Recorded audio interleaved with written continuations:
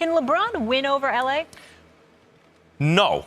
Not in the sense that he could ever be on the Mount Rushmore of Lakers. Okay. It's too late in his career. Even if he won a championship and set up a new dynasty for them.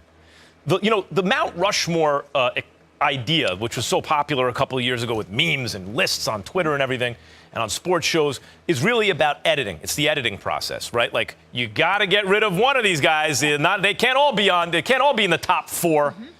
No franchise has a tougher Mount Rushmore than the Lakers, because you got to leave off people like Wilt Chamberlain. Wilt Chamberlain could never find his way onto a Lakers Mount Rushmore, no way, shape, or form, not a chance. You got Magic and Kobe for sure there. And then you have lifelong Lakers who've also worked in other capacities, like Jerry West, for example, Stephen A., or Shaquille O'Neal, who three-peated with the Lakers, or Kareem Abdul-Jabbar, who may be, the best argument against Michael Jordan in the modern era, and played at least half his great career with the team. LeBron is much more like Wilt. He's an unstoppable physical force, just like Wilt was. He's gotten to the Lakers toward the end of his career, and maybe he'll win a championship there. But he will never occupy the place in the Lakers fans' hearts that Kobe Bryant does. Just won't. First of all, I like how you asked that question, because it's very slick of you, because the things that you said are irrefutable. Let me be the first to point that out. It's not as always, I mean, you dance better than Fred Astaire, but that's okay. Here's my point with you.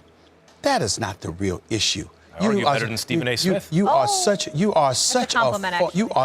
a phony, and I'm getting on you. And Max knows that's why he's laughing, because he knows where I'm getting ready to go with this. Hey, Max Kellerman, where you gonna be at in October? How about November? How about January, Max? How about all the months if it was up to me? How about March? I mean, we know where you're going to be, Max. And see, I don't have to raise my voice to make this point as ridiculous, because you know good and damn well where you're going to be. I know where I'm going to be. I know where I'm going to be. I know what time I'm going to be spending out west. Let me be very, very clear. LeBron James, of course he can win over L.A. Now, this is not a Mount Rushmore conversation. I got news for you.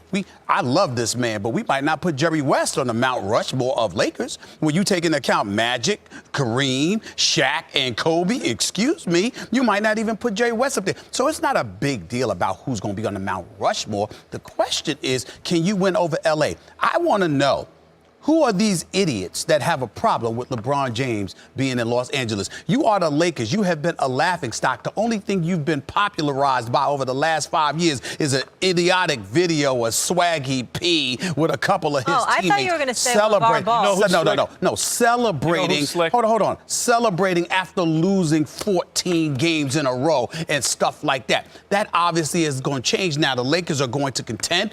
I think they're going to win a title in the next 3 years. And as long as LeBron James brings a championship to Tinseltown, back to Laker Nation, okay, you will talk about him just like you talk about a lot of the other guys. He won't be on the Mount Rushmore. Like Wilt. Not like Magic, not like Kobe. No. You won't talk about him like Wilt. You know why? Because Wilt was known as a chronic underachiever, because as great as he was, he couldn't overcome Russell. The bottom line is that's not going to be LeBron. LeBron will never be associated with that. But for the Lakers, look, here, you know who's being slick?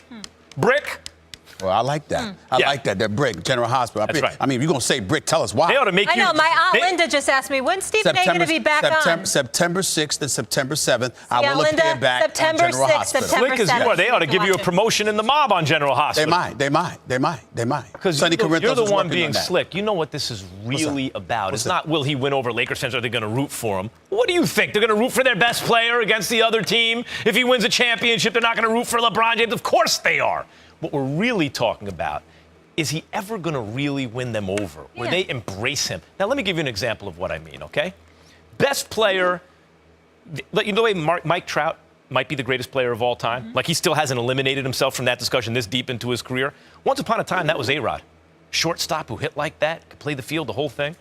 He gets traded to the Yankees. Oh, my God, he's going to be the greatest ever. And, Jeter's a big deal, but not like this.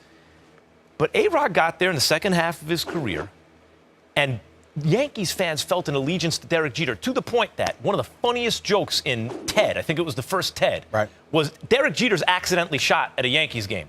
And you hear some voice say off screen, "You shot Jeter? He's a biracial angel." And then you hear another voice say, "You should have shot A-Rod." In other words, and A-Rod won a championship with the Yankees as the vital cog.